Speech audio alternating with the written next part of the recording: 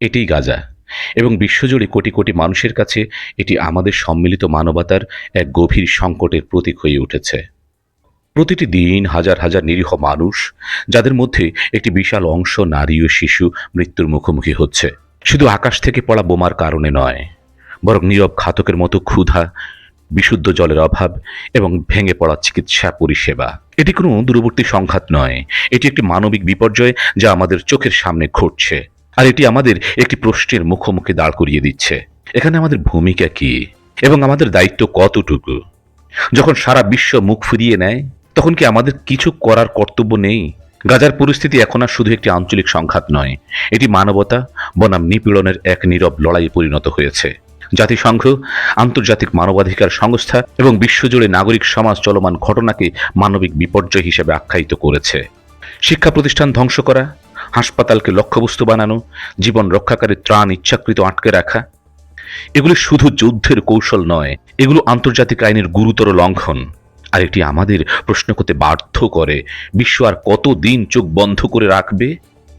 অনেক দেশের জন্য, বিশেষ করে যারা নিজেদের রক্তক্ষয়ী সংগ্রামের মধ্য দিয়ে জন্ম দিয়েছে, এই সংকটটি তাদেরকে অনেক গভীর থেকে নাড়া দেয়। বাংলাদেশের কথাই ধরুন, যে দেশটি 1971 সালে নিজেই একটি গণহত্যার শিকার হয়েছিল, যে জাতি বিশাল ক্ষতি এবং টিকে থাকার সংগ্রামের যন্ত্রণা বোঝে, তাদের জন্য গাজার মানুষের প্রতি সহানুভূতিশীল হওয়াটাই স্বাভাবিক। যদিও কূটনৈতিক বিবৃতি, সংসদে নিন্দা প্রস্তাব এবং জাতিসংঘে ভাষণ গুরুত্বপূর্ণ প্রথম পদক্ষেপ, বিশ্বের প্রতিটি কোণা থেকে আরো শক্তিশালী, আরো সোচ্চার অবস্থানের জন্য দাবি বাড়ছেই। কিন্তু এই দায়িত্ব শুধুমাত্র সরকারের নয়, এই দায়িত্ব আমাদের। বিশ্ব নাগরিক হিসেবে আমাদের কর্তব্য শুধু একটি সোশ্যাল মিডিয়া পোস্ট বা সহানুভূতিমূলক আলোচনার মধ্যে সীমাবদ্ধ নয়। আমাদের কাছে অর্থবহ পদক্ষেপ নেওয়ার ক্ষমতা আছে। কি করতে পারি আমরা? প্রথমত, জনসচেতনতা তৈরি করা। আমাদের স্কুল, বিশ্ববিদ্যালয়, সামাজিক কেন্দ্র এবং আমাদের বাড়িতে গাজার বাস্তবতা নিয়ে কথা বলতে হবে। পরিবর্তন আনার প্রথম ধাপই হলো শিক্ষা। দ্বিতীয়ত, মানবিক সহায়তা প্রদান। আমরা প্রতিষ্ঠিত আন্তর্জাতিক সংস্থাগুলিকে দান করতে পারি, যারা সরাসরি মাঠে কাজ করছে এবং সবচেয়ে বিপদগ্রস্তদের কাছে গুরুত্বপূর্ণ সাহায্য পৌঁছে দিচ্ছে।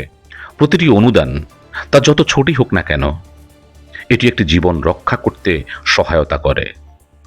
তৃতীয়ত, বয়কট আন্দোলনকে বিবেচনা করা। আমরা ভোক্তা হিসেবে আমাদের শক্তি ব্যবহার করে সেই সব সংস্থা ও প্রতিষ্ঠানের উপর চাপ সৃষ্টি করতে পারি, যারা এই মানবাধিকার লঙ্ঘন থেকে লাভবান হচ্ছে বা এতে জড়িত বলে মনে করা হয়। এবং পরিশেষে, আমাদের গণমাধ্যমে এই আলোচনাকে বাঁচিয়ে রাখতে হবে।